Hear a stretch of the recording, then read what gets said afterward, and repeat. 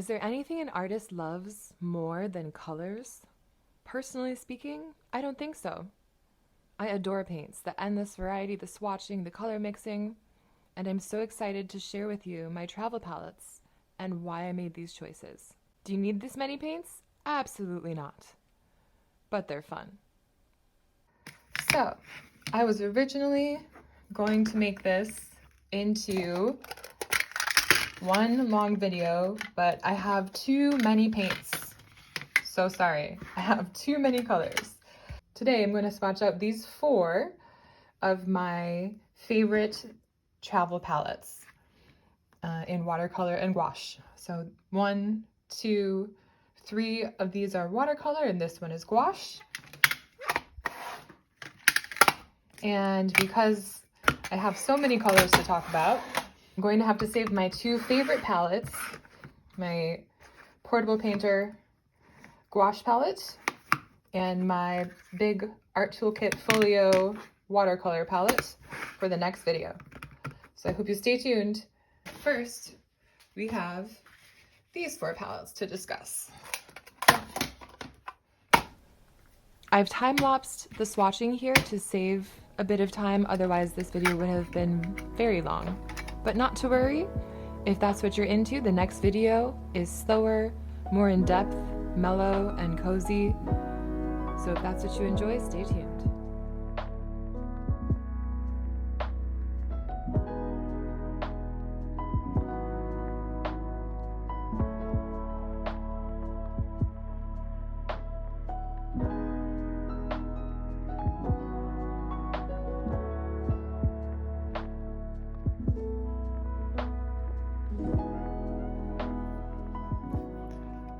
Okay. So this is the Denise Soden Embrace Opacity Da Vinci palette. And the reason I got this palette is because I was really interested in opaque watercolors at this point because I was getting really into gouache and I wanted to compare.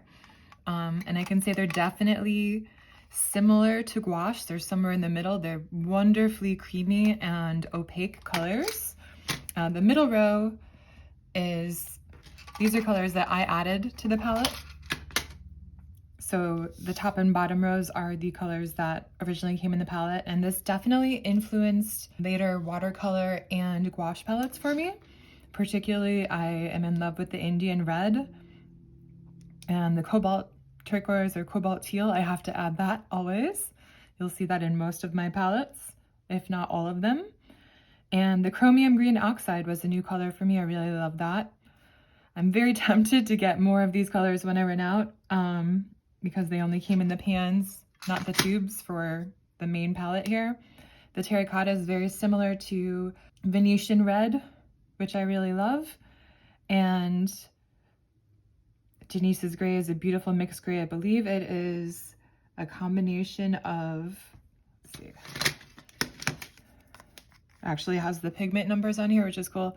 So it's the, surprisingly, cerulean blue and either Indian red or violet iron oxide.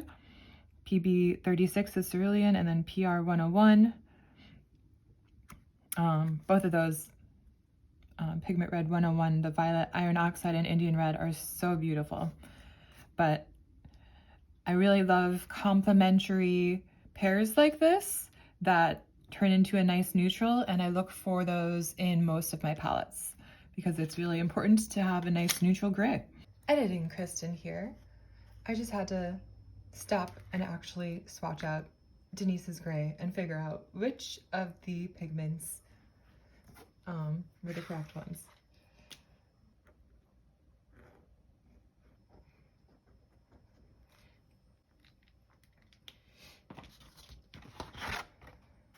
I just had to swatch out Denise's gray and figure out which 2 pigments were actually mixed, and I believe it is the cerulean and violet iron oxide, because that's the closest that I could get to Denise's gray.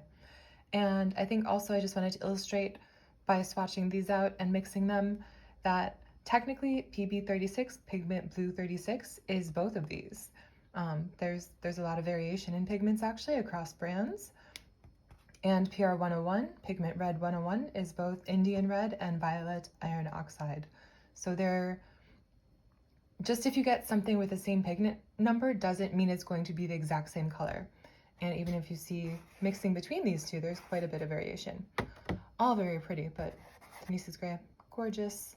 I really, really want a tube of violet iron oxide. Something else about these, I could probably have done them even thicker, but you can still see the lines. So they're definitely still watercolors, but they're definitely more opaque than a lot of other watercolors. So you can see the reason I've drawn this black line on every swatch is I've actually forgotten to do this plenty of times in the past, but for this video, I definitely wanted to illustrate the variance in opacity between these sets, between various watercolors and gouache. So we can compare the Embrace Opacity. It's just a beautiful neutral set that, of course, I added some more purples and greens too. I thought this for ocean colors. Lavender is great for neutralizing. And the Joyce's Mother Violet was another Da Vinci color that I just thought was beautifully granulating with the blue and pink there separating. And the lavender and lilac are very similar to Daniel Smith lavender and wisteria. And the Titan Buff is similar to the Daniel Smith Buff Titanium, which you'll see in later palettes as well. Okay, so to compare to the core colors, you can tell, just going back and forth here, these are a lot more opaque. Like you can see the black line a lot more clearer in the core colors. And another thing that is really unique about the core brand, QOR, is that these colors are really, they really flow. They flow really well. So these colors I was kind of swatching out to make as opaque as possible, but these colors I swatched wet into wet to show how fast they move. And I only touched the color into like the top line of the swatch, right where the black line was, and let it move on its own. And you can see how fast, how flowy these colors are.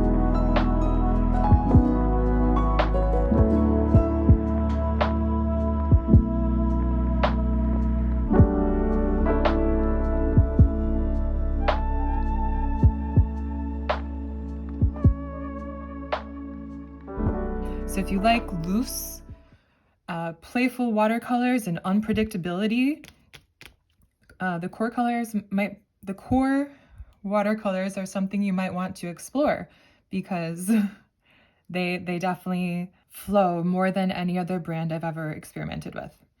So this was a couple different sets, and of course I got the cobalt teal.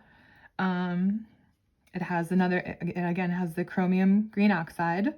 I love the nickel azo yellow. That color moves really fast. And this set actually came with a true viridian.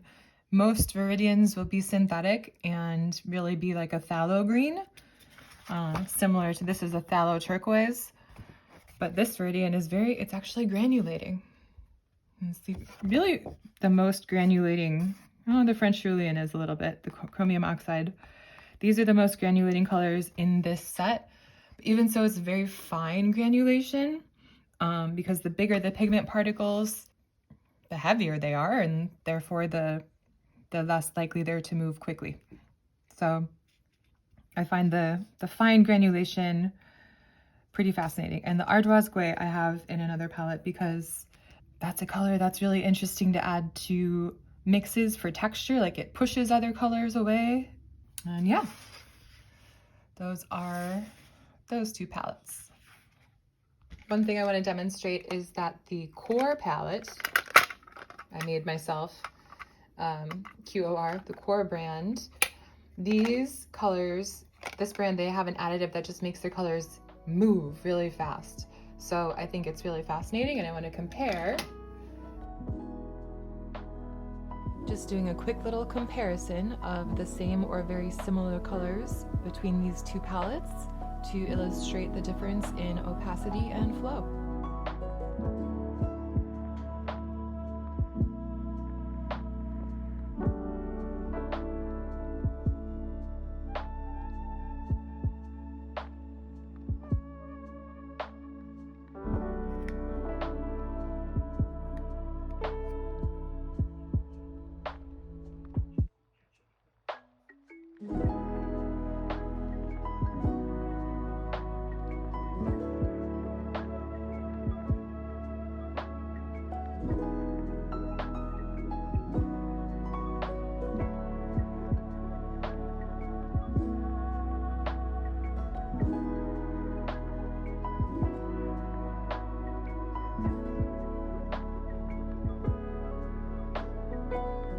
Okay, the next palette I want to talk about is the Art Toolkit Small Gouache palette.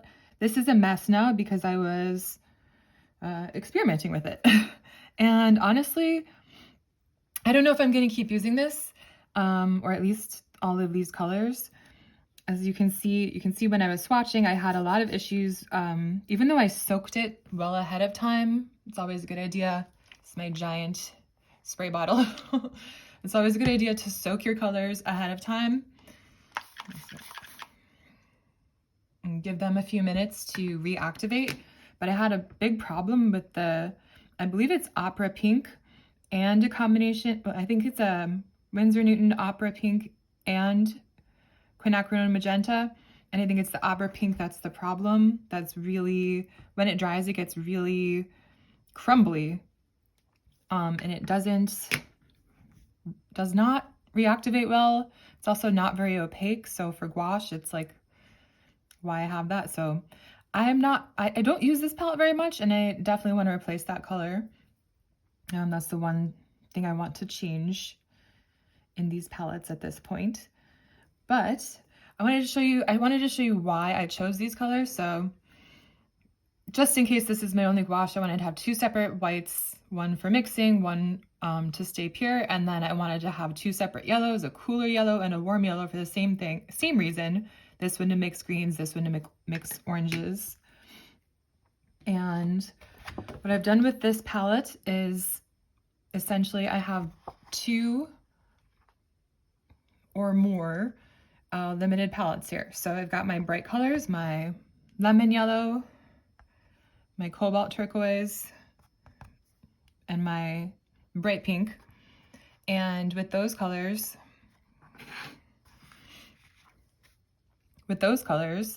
I can create a lot of vibrancy. And I've also chosen my Indian red, ultramarine, and yellow ochre to create a very neutralized palette, a very earthy palette. And I included the Cascade Green for convenience green because it mixes beautifully, and it's such a wonderfully flowy granulating color. If you want a convenience green, I suggest starting with Cascade Green because it's fantastic. But yeah, the primary yellow, so I have a little bit more variation in I can get really bright green with a cool yellow, and I can get a more mid green with my primary yellow, and I get a very almost brownish neutral green when I use the ultramarine and yellow ochre. That's how I got a lot of color variation in a very limited palette.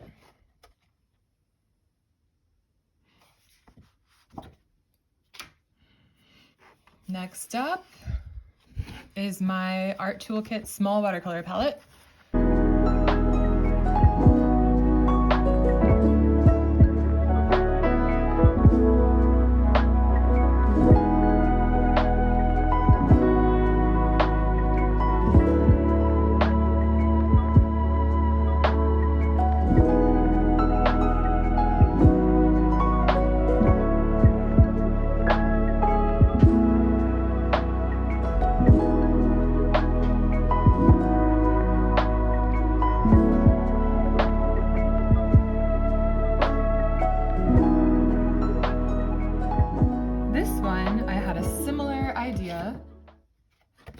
So it's actually not that much different. That got dirty, but it's not that much different between these two color wheels. But what I've done, I was just using this, so it's still wet. What I've done is given myself a bright yellow to get a brighter green and a more warm yellow for more neutralized palette again. So other than that, these palettes are basically the same. Like I could mix this with this yellow. So I could have just 2 containers of the bright yellow, I guess, but this is my extremely limited palette for landscapes, just to get, you know, I wanted some variation in the bright green, just in case. It's not even that bright of a green because the blue is ultramarine, which is a warm blue. This is another experimental palette that I feel like is a good standalone, and then it has all these interesting darks. So if I wanted to do a grayscale or neutral, like value studies, I've given myself a range of interesting darks here. So the Tundra Violet by Schmincke is gorgeous. It's like this purple and orange it separates into. This is a Daniel Smith Blue Apatite Genuine, very granulating. The Wisteria, I just like that color. Give it a little pop of pink if it needs a little vibrancy in this palette, I guess. Balance it out a little bit. This is the Supervision brand Green Violet, so it separates into green and violet. Very beautiful. The Daniel Smith Lunar Black. Okay, how cool is that? That is just a very highly granulating pigment, and it's a lot of fun. Then I've got the Daniel Smith Graphite Gray, Titanium Gray, and the Core Ardoise Gray. Just to have some convenient neutrals.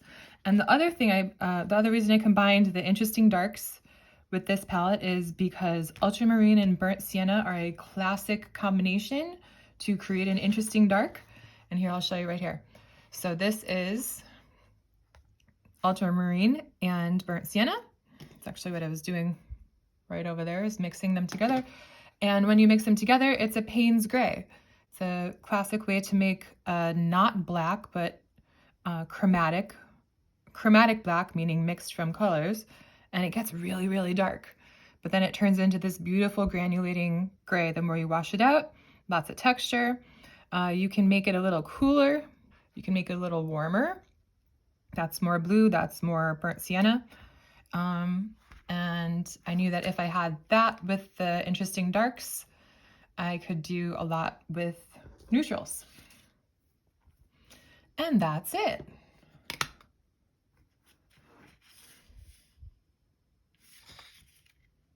Because I've got so many colors to talk about, I'm going to have to save my 2 favorite palettes, my Portable Painter Gouache palette and my big Art Toolkit Folio Watercolor palette for the next video. So I hope you stay tuned.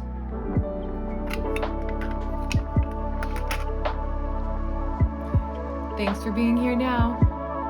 Hope to see you later.